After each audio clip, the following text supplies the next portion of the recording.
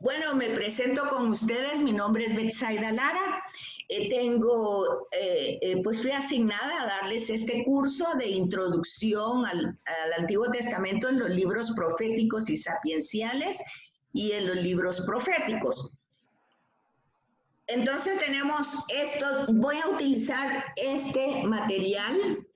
Este material yo lo voy a utilizar. No es obligación que ustedes lo tengan, pero decía anteriormente que está a su servicio, que hay dos formas. Una forma es que ya lo presté a otro grupo y ya lo tienen impreso. Si ustedes quieren abocarse con Carolina, que yo le voy a dar el teléfono a Beatriz, para que si ustedes quieren los libros, con mucho gusto sacan la fotocopia. Yo no me atrevo a pedírselos porque es un costo que yo no sé si están dispuestos a gastar. De todas maneras, nosotros lo que vamos a utilizar en el trimestre es la Biblia de estudio, o sea, la Jerusalén o el pueblo de Dios, creo que es. Sí. Son las dos que tienen notas de pie de página y que nos sirven para un poco estudiar la Sagrada Escritura. Entonces, no sé si tienen esa Biblia, no sé qué es lo que ustedes quieren, si les doy... Tengo esta. Si les doy, bueno, mire, los libros en la Loyola, cuando yo los compré, el profético cuesta 475 y sapienciales, que es más delgado, cuesta 350, algo así. Lo que le salió al grupo de la mañana fue, me parece que me dijeron 100 algo los dos. Entonces, o si ustedes pueden conseguir a más barato, yo con mucho gusto les doy los libros para alguien que los venga a recoger, que los saque y me los traiga, y con mucho gusto ahí están. O se abocan con Carolina, que es la coordinadora del grupo de proféticos de la mañana, y ustedes pues, ella los pide y ya ustedes los van a recoger y los pagan, como quieran. O si no los Lo que puedo hacer es que me los da a mí, o hablo yo con Carolina para que me los preste, y quienes quieran fotocopia me las pueden, yo las voy a sacar en visión digital, no sé el costo, ¿verdad? Pero si no voy a cotizar, a ver, y le voy a preguntar también a Carolina dónde las fotocopió para que con este precio que tenemos en mente, ya los que querramos, pues me lo pueden pedir y con mucho gusto se las saco y ya las dejo yo en una dirección para que los manden a recoger. Ok. Ya, disculpe. ¿Qué manda? ¿Quién es el autor? ¿Quién es el autor? Fíjese que está también en el portal. Toda esta información está en el portal. Está en la calendarización. Pasa esto. Profetas son varios, son muchos. El material que tenemos para el trimestre es bastante grande. Entonces, básicamente son varios autores porque es un comentario bíblico, dice Miguel Ángel Tabet, Benito Marconcini, Giovanni Boggio, que está en libros proféticos. Miguel Ángel Tabet está en poéticos y sapienciales. Pero es un comentario, o sea, tiene varios autores. Pero es un comentario, como que les dijera yo, fácil, no es un comentario tan complicado, sino que sintetiza y está mucho al alcance de nosotros, pues, que lo podemos leer y lo podemos comprender, no está tan complicado. Entonces, por eso es que yo lo he utilizado, porque este curso ya lo he dado otras veces. Y entonces es muy sencillo y tiene los temas que son los que vamos a abordar. Yo primero quisiera preguntarles ¿qué cursos de Biblia han tenido? Me imagino que ya tuvieron introducción a la Biblia, y ¿qué otro han tenido? Para ponerles en contexto lo que vamos a trabajar. El trimestre pasado tuvimos del Pentateuco. Pentateuco. ¿E introducción a la Biblia? Creo que sí, no. ¿No? Ok. En mi caso, yo empecé hace como 3 años este trimestre, pero ya no pude seguir. Entonces no he tenido mayor, o sea, puedo decir que no he tenido como contacto al estudio, ¿verdad? Ajá. Ok, pero bueno, la pregunta es básicamente qué conocen concretamente de la escritura para ponerles en contexto. ¿Saben qué pasa? Como les decía, los libros proféticos son varios. Tenemos casi 12 profetas. No está mencionado ni Elías, ni Eliseo, ni Natanael. No están mencionados los profetas del libro de los Reyes, sino solo los profetas que tienen el título de un libro, para empezar, ¿verdad? Entonces, esos son los que vamos a estudiar. Y en poéticos y sapienciales vamos a estudiar salmos, proverbios, cantar de los cantares, eclesiastés, eclesiástico y Job. O sea, solo ahí son 6 libros. Y de los profetas son como 12. Dense en cuenta que tenemos solo 10 lunes. Entonces tenemos mucho material y hay que leer. Entonces, originalmente lo que les puse en el portal que tienen que hacer es leer las introducciones de cada profeta en la Biblia. Por si no quieren comprar los libros, no importa. Ustedes leen las introducciones de primero la introducción general de profetas y después la introducción de cada profeta. En esa introducción de cada profeta, ustedes van a sacar cuatro preguntas importantes. ¿Quién es el autor? Esa es la primera. ¿Quién es el autor? ¿En qué fecha se escribió el libro? ¿Quiénes eran los destinatarios? ¿Y cuál era el mensaje? Eso está ya puesto en el portal. Pero yo no sé, como les digo, si lo ven, no lo ven, o ustedes me dirán. El hecho es que ya está ahí, está puesto, tanto en la calendarización como en la agenda del día de hoy. Ya está puesto lo que se necesita hacer, y eso lo vamos a trabajar en todo el trimestre. No es que me lo van a entregar el otro lunes. ¿Sí? ¿Qué manda? ¿Qué manda? Sí, fíjese que como es primera vez que yo ingreso, no sé cuál, el portal, entiendo que es el portal de la escuela, pero ¿dónde encuentro el portal de la escuela? Yo ahorita mando la dirección al grupo, si desea, solo las credenciales se las tienen que enviar Leonor, si no estoy mal. Luis, Sí. creo que es. Ajá, sí. Ok, gracias. Ok, sí, por eso es que decidí hoy hacerlo así en Zoom por WhatsApp, por eso, porque todavía estamos como organizándonos para ver quiénes pueden entrar, quiénes no, cómo lo hacen. Y entonces, gracias por mandar, Laura, gracias por mandar el link del portal, y ahí prueben. Ahí está en la clase de hoy, estaba pues ya la invitación para entrar a Zoom. De todas maneras, la clase se va a grabar, la voy a pasar a WhatsApp y la voy a pasar al portal. Va a quedar en los dos lados. Y ahí están, cada lunes va a estar la agenda del día, de lo que vamos a hacer. Hoy lo que nos toca ver es la introducción de profetas. Pero para tener esa introducción, yo necesito saber dónde están ustedes ubicadas. Si ya conocen el manejo de la Biblia, si ya conocen un poco la introducción, si ya tuvieron la comprensión de Pentateuco, todo eso, necesito que ustedes me digan para yo ubicarles profetas. Sí, perdón, el primer trimestre sí tuvimos Sagradas Escrituras, en el segundo Pentateuco. Ajá. Okay.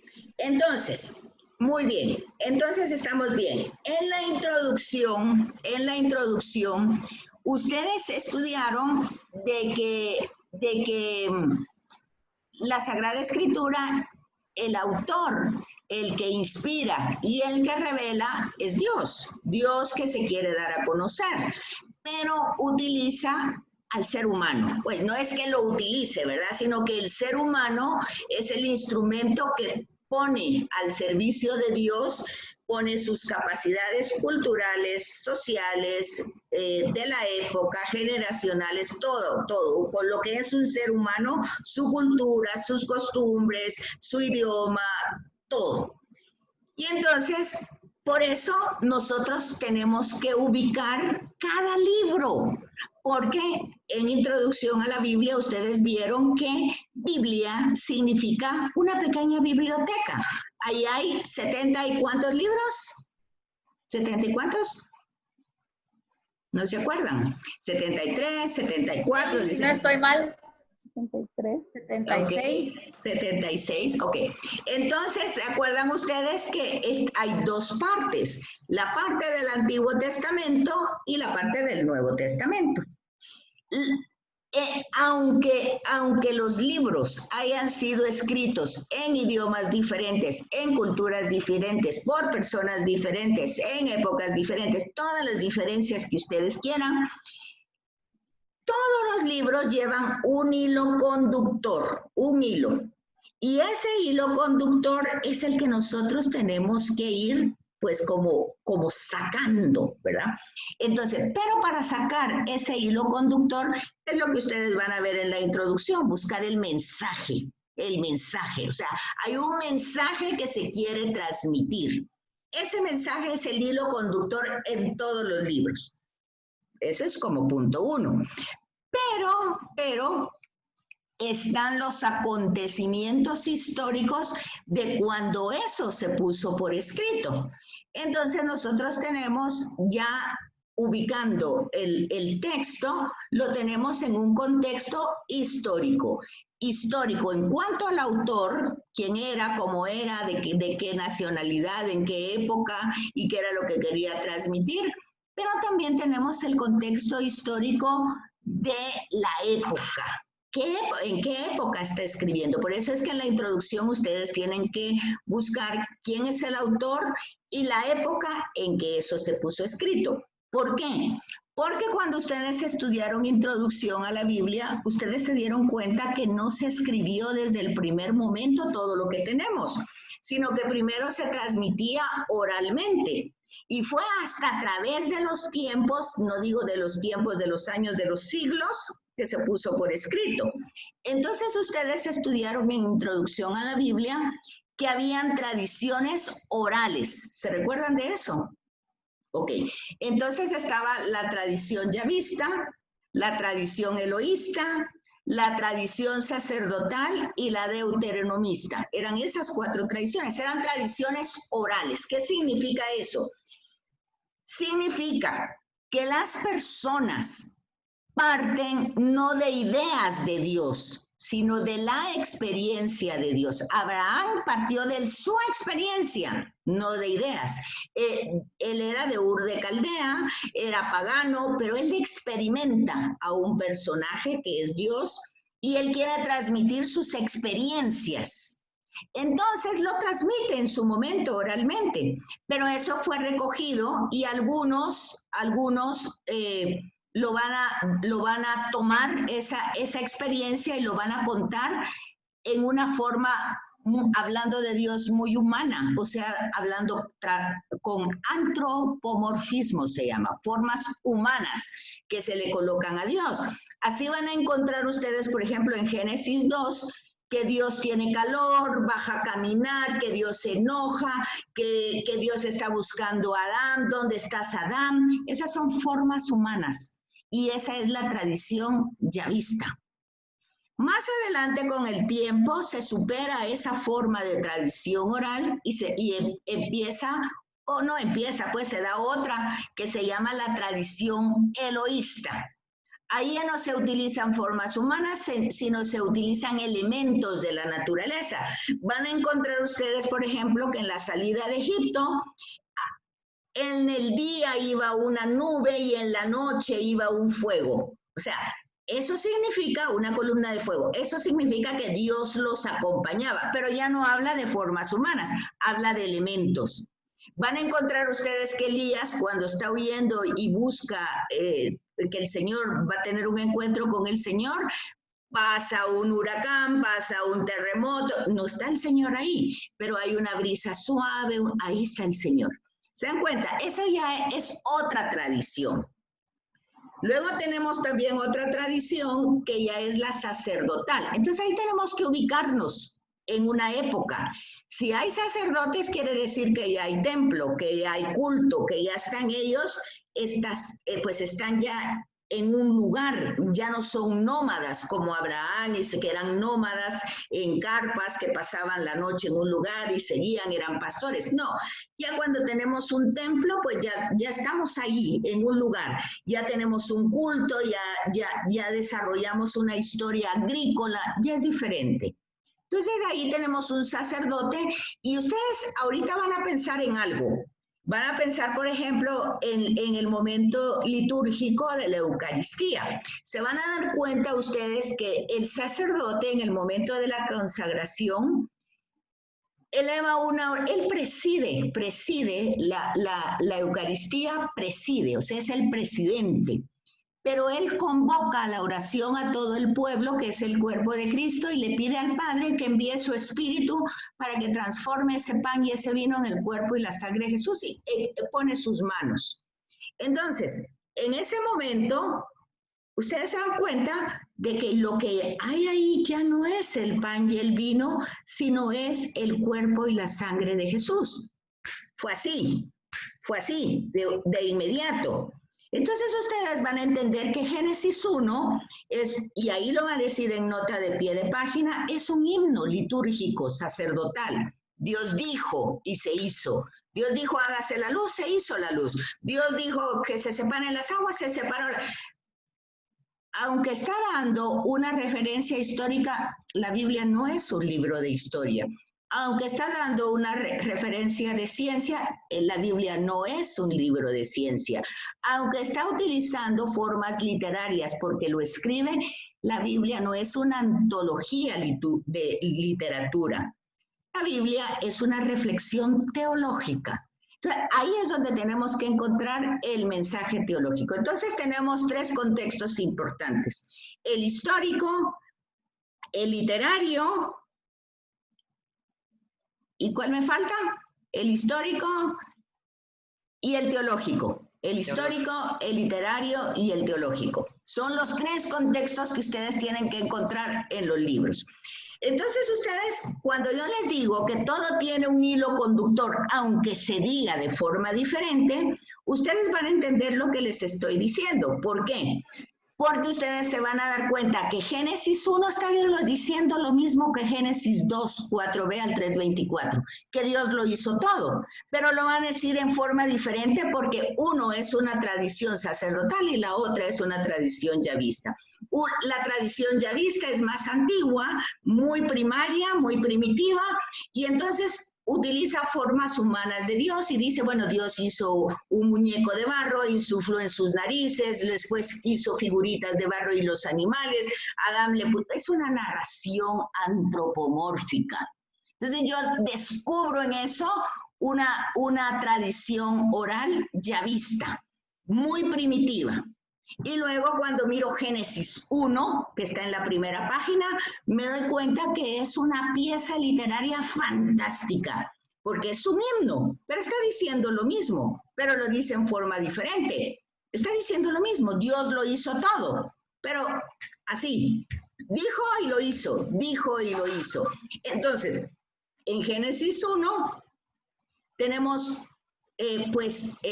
manifestado un Dios poderoso, un Dios que es fuente de vida, un Dios del que emana la vida, la fuerza, el poder.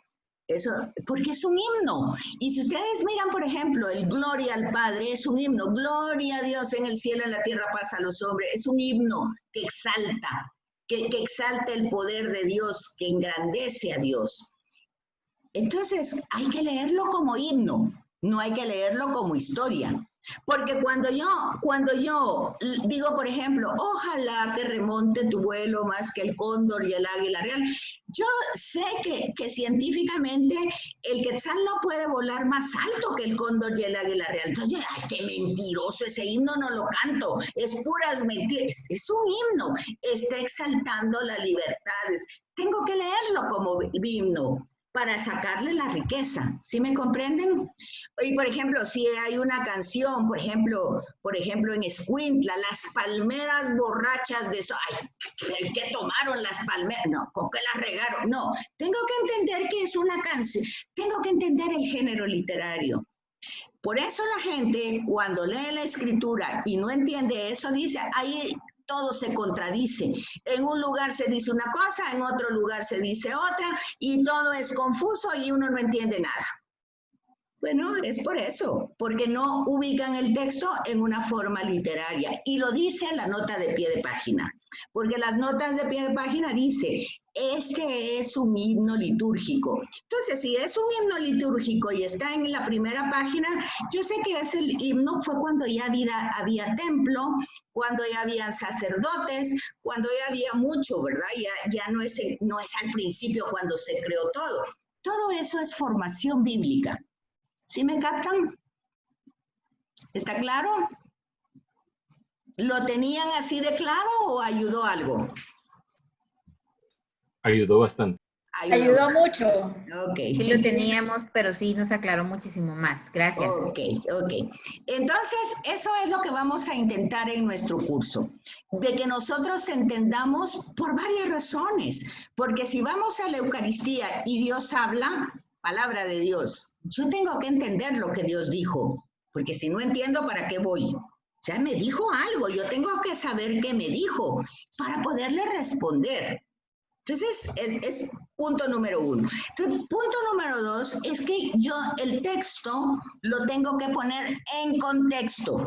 ¿Y cuáles son los contextos? Pues ya dijimos, histórico, literario y pues el teológico. O sea, el mensaje que quiere, el hilo conductor que va desde la primera hoja de Génesis 1 hasta el Apocalipsis. Todo eso forma un contexto. Y ese es el mensaje bíblico. Y en ese mensaje bíblico hay una cosa muy sencilla. Es Dios que se quiere dar a conocer al hombre, se revela, pero el hombre, como lo experimenta, el ser humano lo experimenta, ¿cómo va a transmitir esa experiencia? Vean ustedes, si yo les pregunto, a pesar, pues espero que no se nos olvide a pesar de nuestra edad, pero ahí está Laura que es jovencita y habrán otros más jovencitos. A ver, cuando se enamoraron, ¿cómo es enamorarse? Esa es una experiencia, pero ¿cómo lo voy a contar? Ay, bueno, pues, entonces empiezo a utilizar formas. Pues es que empiezo a decir, pues lo que la gente, es que son como mariposas. Ay, no, ¿cómo va a tener usted mariposas? Tendrá lombrices, pero mariposas no puede tener. Bueno, pero es una forma, ¿verdad? Decir, pero no, es que mire, es que la respiración, no, usted está enferma, algo le pasa. Bueno, entonces yo tengo que ubicarme en la experiencia y darme cuenta que no puedo. Una experiencia no se puede transmitir más que con formas analógicas, haciendo analogía para que usted entienda lo que yo quiero transmitirle. Y eso encontramos en la escritura. Encontramos cuentos, leyendas.